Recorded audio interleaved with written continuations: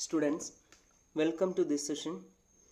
We are going to discuss about the cybercrime investigation and surveillance. Internet in world is growing rapidly. It has given rise to new opportunities in every field we can think of, be it entertainment, business, sports, or education. Unrestricted number of free websites. The internet has deniably opened a new exploitation known as cybercrime.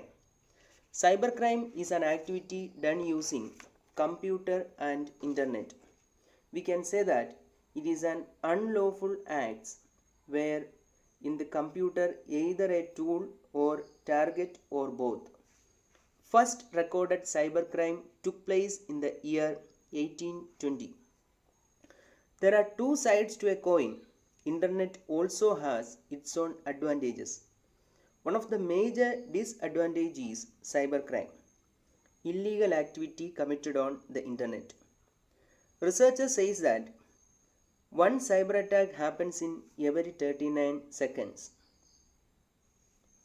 Let us start with a quote which is closely related with cybercrime.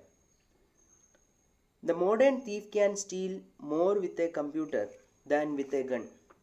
Tomorrow's terrorist may be able to do more damage with a keyboard than with a bomb. Even in the 1991 court, it still holds great relevance today.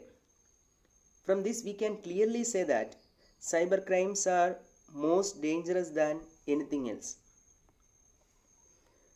Cybercrime, also called computer crime. The term cybercrime is a very broad term and represents a wide variety of criminal activities that are conducted by using and targeting a computer or a related system. Merriam-Webster, America's most trusted online dictionary, defines cybercrime as criminal activity such as fraud, theft, or distribution of child pornography committed using a computer, especially to illegally access, transmit, or manipulate data. Cybercrime investigation. Emerging cybercrimes in the world brings to light the importance of cyber investigation. Now let's see what cybercrime investigation is. Cybercrime investigation is the process of investigating, analyzing, and recovering critical forensic digital data from the networks involved in the cybercrime attack. This could be the internet and or a local network in order to identify the authors of the digital crime and their true intentions. Cybercrime surveillance. Cybercrime surveillance is the monitoring of computer activity and data stored on a hard drive or a data being transferred over computer networks such as the internet. This monitoring is often carried out covertly, may be completed by governments, corporations, criminal organizations, or individuals. Surveillance allows governments and other agencies to maintain social control, recognize and monitor threats, and prevent and investigate criminal activities related with cyber world. We can reduce cybercrime to some extent only by strengthening the cybercrime surveillance. Cybercrime investigators. Cybercrime investigators must be experts in computer science, understanding not only software, file system, and operating system, but also how networks and hardware works. They must be knowledgeable enough to determine how the interactions between these components occur to get a full picture of what happened, why it happened, when it happened, who performed the cybercrime itself, and how victims can protect themselves in the future against these types of cyber threats. Let us discuss steps in cybercrime investigation. There are 6 steps for cybercrime investigation. They are: computer forensics investigation, policy and procedure development, evidence assessment, evidence acquisition, evidence examination, and documentation and reporting. For the convenience, we can classify these into four phases, namely identification phase, acquisition phase, analysis phase, and reporting phase. Identification phase includes evidence collection and evidence checking. Acquisition phase includes evidence acquisition and forensic backup. Analysis phase includes evidence examination and deleted data recovery. Reporting phase includes documentation and evidence retention. Identification phase. The identification phase is the process of identifying evidence material and its probable location. The evidence should be handled properly. Basic requirement in evidence collection is evidence must be presented without alteration. Once evidence is collected, it is necessary to account for its whereabouts. After that, the investigator should conduct detailed examination of the collected evidences, and also the evidence should be physically secured in a safe place. Acquisition phase. The acquisition phase saves the state of evidence that can be further analyzed. This phase is where policies related to preserving the integrity of potential evidence are most applicable. General guidelines for preserving evidence includes the physical removal of storage devices using controlled boot disk to retrieve sensitive data and ensure functionality, and taking appropriate steps to copy and transfer evidence to the investigator's system. Analysis phase. Forensic analysis is the process of understanding, recreating, and analyzing arbitrary events that have gathered from digital sources. The analysis phase collects the acquired data and examines it to find out the pieces of evidences. Analysis phase examines all the evidence collected during collection and acquisition phase. This requires the examiner to look each and every possible bit of data to find the root cause of the incident. Reporting phase. The reporting phase comprises of documentation and evidence retention. This phase is mainly based on the cyber laws and presents the conclusions for corresponding evidence from the investigation. Factors to be considered in this process are prosecution and data retention. Computer forensic investigator must keep an accurate record of all activity related to the investigation, including all methods used for testing system functionality, retrieving, copying, and storing data, as well as all actions taken to acquire, examine, and access evidence. Now let us see the barriers of cybercrime investigation.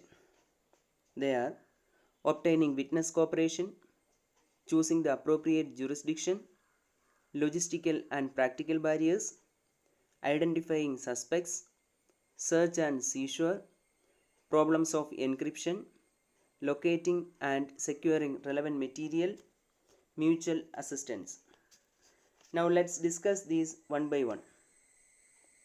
First one, obtaining witness cooperation. The first impediment that faced by investigators is that of securing the cooperation of complainants and witnesses. It is now well documented that the victims of cybercrime are reluctant to report them to the police. Some common reason for this includes a belief that the matter was not serious enough to warrant police attention, a fear of bad publicity, inadequate proof, and a reluctance to devote time and resources to prosecuting the matter. Second one, choosing the appropriate jurisdiction. The need of choosing appropriate jurisdiction arises where offenses are committed in various countries or where the offender and victim are located in different places. Questions arise as to which court should deal with the matter. In almost every crimes, we can see that the offender and victim are located in different countries, and also there will be a question regarding the jurisdiction of the court. Third one, logistical and practical barriers. Conducting investigations across national borders raises many practical problems that delay matters and increase cost. Documents often need to be translated, particularly if required for diplomatic purposes. This can cost considerable sums and again delays investigation. Fourth one, identifying suspects. One of the foremost problems that face investigators is the identification of suspects. Occasionally, this can lead to considerable problems when the wrong person is arrested. Digital technologies enable people to disguise their identity in a wide range of ways, making it difficult to know with certainty who was using a computer from which the illegal communications came. Fifth one, search and seizure. Two methods of obtaining data from a computer system can be distinguished on technical and legal criteria. In the first, data are obtained as part of a search premises where the system is located. The second involves the interception or monitoring of data being transmitted from, to, or within the system. Some of the main difficulties, however, relate to obtaining permission to conduct such a search. There is also the practical problem of conducting searches quickly so that data cannot be removed. Sixth one, problems of encryption. A difficult problem that faces cybercrime investigators concerns data that have been encrypted by accused persons to refuse to provide the decryption key or password. Seventh one, locating and securing relevant material. Considerable difficulties arise in locating and securing electronic evidence, as the mere act of switching on a computer may after critical evidence and associated time and date records. It is also necessary to search through vast quantities of data in order to locate the information being sought. Eighth one, mutual assistance.